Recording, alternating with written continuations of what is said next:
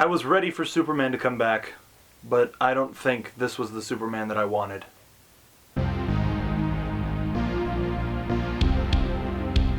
On the whole, Man of Steel was a great movie that's going to do very well throughout the summer. I felt like it gave general audiences a great starting point for Kal-El's Kryptonian and Earth lives. Okay, now the main thing I wanted to talk about is a huge spoiler about the end of the film, so if you haven't seen the movie yet, go out and see it, come back, I would love to know what you think. Also beware of the comments because this is going to be a discussion. I really enjoyed how they incorporated the flashbacks with the current day events. It was great having a window into the discussions that Clark had with his family that helped impart him with the knowledge that would help him become the man he is today. Seeing how they decided to sacrifice Pa Kent so that Clark could be faced with a no-win situation in order to maintain his normalcy was brave, but I think losing Kevin Costner as Pa Kent was too big of a decision. I think he would have been great to stay in this continuity. I know there are different storylines where Pa Kent isn't around anymore, both parents aren't there anymore,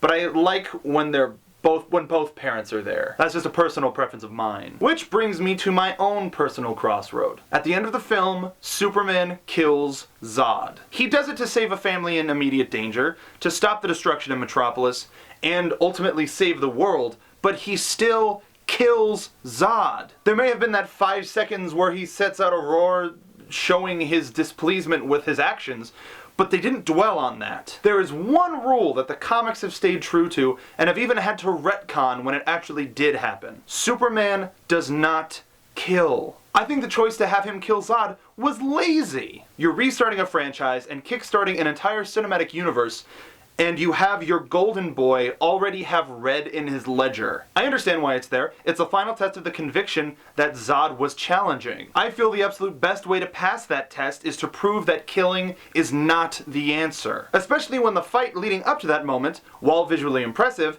led to the loss of thousands, if not hundreds of thousands of lives that Clark seemed to have no care about as long as Zod got punched in the face. I let it pass with the Smallville fight because he did say, "Stay inside, you'll be safe." And that was one thing, but then a train fucking hit him. Why not take the fight to the train depot where casualties will be minimal? It would have been easy to have Clark punch them in anger because he was really angry the entire time, and have them land on like a distant island. It would have been cheap, but it at least would have stayed true to the character of Superman. That's a product of human imperfection in terms of lazy writing. I thought if anything, there was going to be a big fight while the bomb was going down onto the ship to open up the Phantom Zone, and Clark at the last minute was going to punch Zod right into the thing so that everybody was taken away to the Phantom Zone. How hard is that? You still could have had your big fight, you still could have had your thousands, if not hundreds of thousands, die in the process, but Zod wouldn't be killed intentionally. All of that shows a complete misunderstanding of the source material. For example, I saw Star Trek Into Darkness for the second time this weekend as well. I had my problems with the film after the first time I saw it,